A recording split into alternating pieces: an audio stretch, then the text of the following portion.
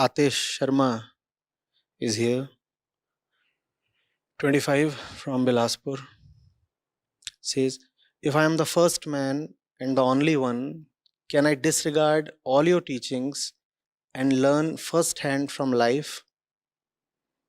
Can I forget all the theories I have heard from you? Those theories might be holding me back against inquiring on my own where I am as I am. Atish, what is this mysterious thing called life you are referring to? What is life? We talk of life as if life is some vague, nebulous thing happening in some other mysterious or mystical dimension. What is life? This breathing, this eating, these day-to-day interactions, these relationships, right? The food that you eat, the work that you do, the people you come across. Isn't all this life? So how am I outside the purview of your life? I repeat, how am I here outside the purview of your life? You're talking of life as if life is something totally separated from anybody who can help you out. And this in itself is quite interesting. All the trauma that you experience on a daily basis, that you happily call as life. All the nonsense you remain mired in, that you happily call as life. Your interactions and your relationships with all the foolish and unworthy and mediocre people, that you will gladly accept as life. You will say, life brought me in contact with this girl and I just fell for her, and then this thing happened and that thing happened. And you will willingly say, that was life. Right? So life can bring you in contact with a girl, and that is life.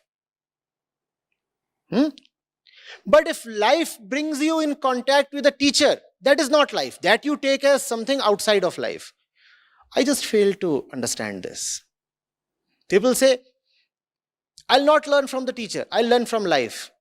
Is the teacher situated in some other dimension, some other universe, on some other planet? How is the teacher not a part of your life? If you watch my videos, Atish, which you probably do, aren't the videos a part of your daily 24-hour schedule? Or are you watching the videos in some especially artificially, mystically created 25th hour? Let's say once a week you watch my videos. Is the time span not within the span of your life? Is the duration not within the domain of your week? Then how am I outside the life?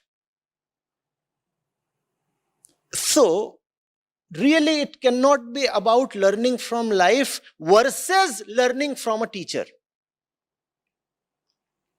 This is fishy, very fishy. All the nonsensical conditioning and influences you are very prepared to absorb from your so-called life, right? In your 24-hour daily schedule, if the media, the TV, conditions you, or a book that you are reading conditions you, that you will call as life. But if in the same 24-hour schedule, I speak to you, then you call it as something outside of life. That tells me about your definition of life. What you are saying is, only nonsense and trash of the highest order can be called as life. Anything high that is available, that you will not call as life. I mean, did I meet you in your life or have I met you after your death? Are you not alive right now as you are listening to me? Then what is this insistence on, I will not listen to you, I would rather learn from life? I mean, fine. Who can have a problem with that? We all can learn only from one source, and that one source is called life. The question is, what is it in your life that you are choosing to learn from? Rephrase your question. You do not know what to ask. The question is not whether you will learn from life or you will learn from teacher. This or is fictitious. The question is, we all learn from life. There is no other place to learn from. As long as you are alive, what else will you learn from life? The question is, what is it within life that you are choosing to learn from? An ass will deliver you a solid kick from its hind legs. That you can call as life. Gadhe ki dulatti. And you say, I am very prepared to learn from that. That is called life. But if a person meets you and tells you a few things that are sublime,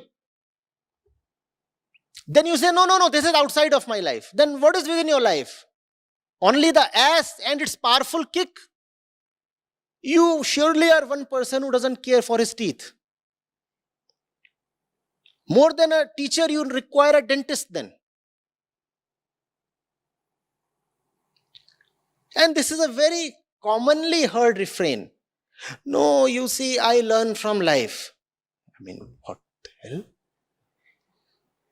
You met Champu, you met Manku, you met Tony, you met Sony.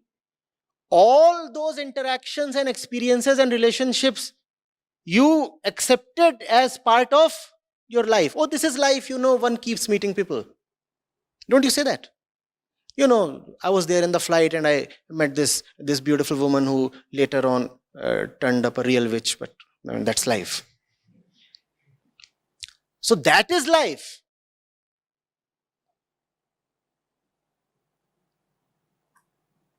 But if you come across a Krishnamurti or a Krishna or a Kabir, that you say, this is not life. This is not supposed to be life. This is outside syllabus. We will not attempt this. What?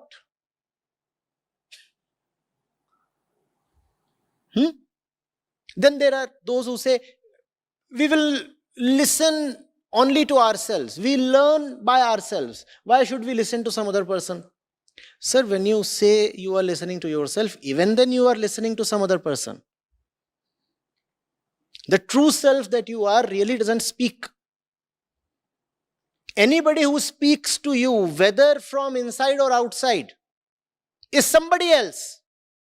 Now, this is a bit complex. Many of you will just not grasp this. So take your time. But still, listen. Whether somebody speaks to you from within, calling itself as you are Atesh. Somebody talks to you from within, doesn't he? And he says, I am Atesh. Or somebody could talk to you from outside and he could have some name.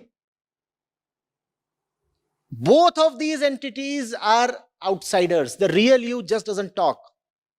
Its nature is silence.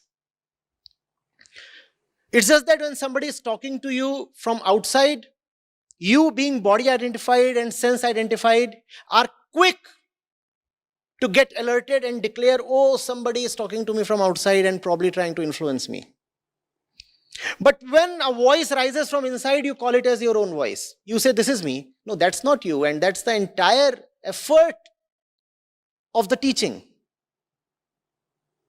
The teaching is needed because left to yourself, there is almost zero probability that you will figure it out on your own, that the one talking from inside is not you. It's all the internalized influences and voices that are now speaking through your mouth. Are you getting it? So, you are anyway absorbing stuff. The question is from whom? The choice to not to absorb stuff at all is not available. I'm sorry. There is nobody who's not conditioned.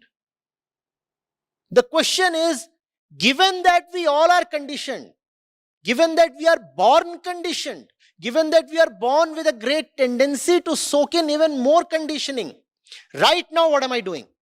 So what is my current state? My current state is that I am a product of my past. That unfortunately is my state. And in my past, what have I done? Like a sponge, I have just sucked in a lot of worldly influences. That's my state. Now, this being my state, what am I to do right now? Not listening to anybody, not an option. So even right now, I'll have to listen to somebody. Now, am I listening to somebody who will help me get rid of my baggage of conditioning? Or am I listening to somebody who will further my conditioning, make my baggage heavier? That's the right question. First of all, learn to ask the right questions. The question is not whether you are learning from life or learning from teacher. The question is not whether you are listening to your own voice or to some other person. The question is, what is happening to you as you are listening to someone? That's the choice to be made. Listening to someone, if it is enabling you freedom from your shackles, then that person is good for you. Whereas if you are listening to someone who is himself conditioned, himself in dark ignorance, what would that person bring to you? Ignorance and more ignorance. Are you getting it? So you are free to learn from life. But then learn from life wisely. In life, you will meet a great teacher or a few great teachers, and you will meet a lot of stupid people. Be very judicious. Who is it that you are listening to? This answer will decide your fate. Don't remain open and available to everybody. Are you getting it? Now, if you say, sir, what if I refuse to learn anybody who has come to me with the intention to teach? What will happen? And that seems to be your assertion here. That's the hidden intention you are carrying. Sir, what if I refuse to listen to anybody who is coming to me with the intention to teach? Then you can listen to all others. Even in that, there is some chance that you can learn something, but then the learning will come with a great deal of suffering. The teacher can tell you, don't go near that ass. It's not a question of that particular ass that you love. Asses, by their very composition, are known to kick strongly anybody who is approaching them from behind. That's their primordial nature. That's what they have been doing since the dawn of humanity. Rather, if there is a word called asanity. So that's what the teacher can tell you. And you can say, why must I listen to the teacher? You can go to the ass, as most people do. Take the ass route and get kicked. So, life, as you define it, will certainly teach you, but at the cost of great suffering, and there is no guarantee that you will be able to learn in a lifetime. Because when your so-called life teaches you, life sans the teacher, life minus the teacher. When life teaches you, then life has no conscious agenda to teach you. Life just operates on the principle of result of action. You do something foolish, you get hit in the teeth. That's how life teaches you. When there is a teacher, the teacher has a conscious agenda to uplift you. Life has no conscious agenda to uplift you. Life's principle is, be wise, get rewarded. Be stupid, get kicked. That's how life operates. So life just does not want you to learn. Life does not want anything from you. Life is just like an input-output box. Garbage in, garbage out. Unfortunately, we are born with garbage and as garbage. Therefore, life will keep heaping more and more garbage over you. Getting it?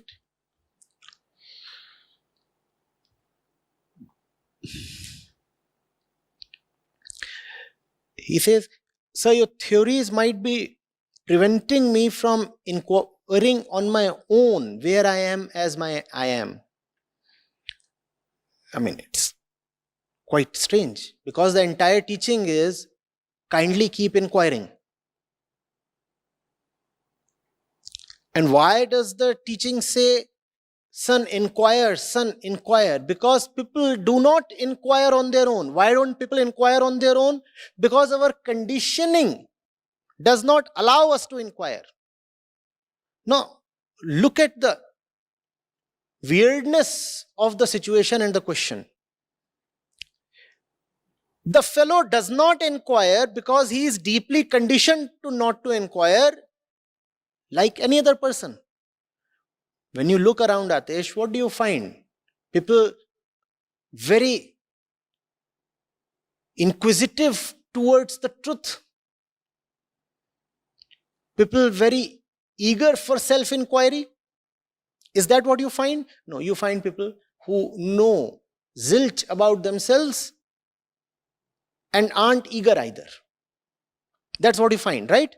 Now these people, has their inquisitiveness been killed by the Upanishads, by Krishna?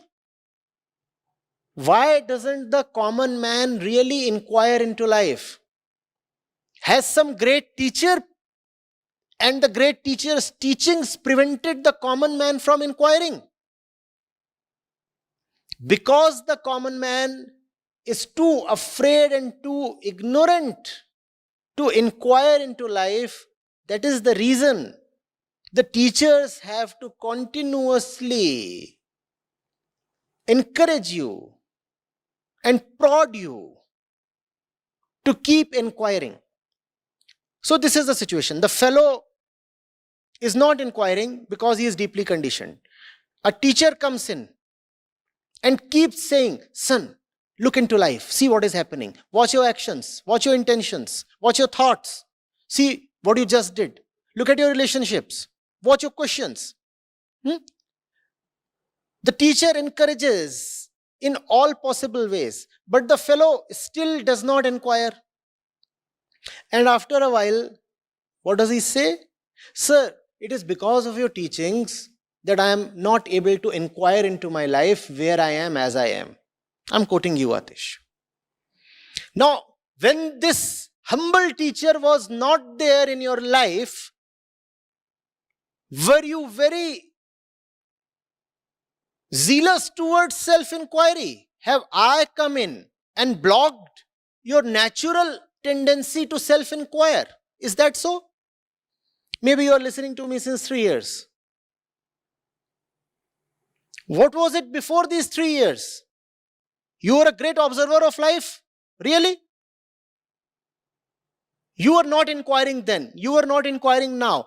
If it proves something, it is just that you have successfully resisted all my attempts to uplift you.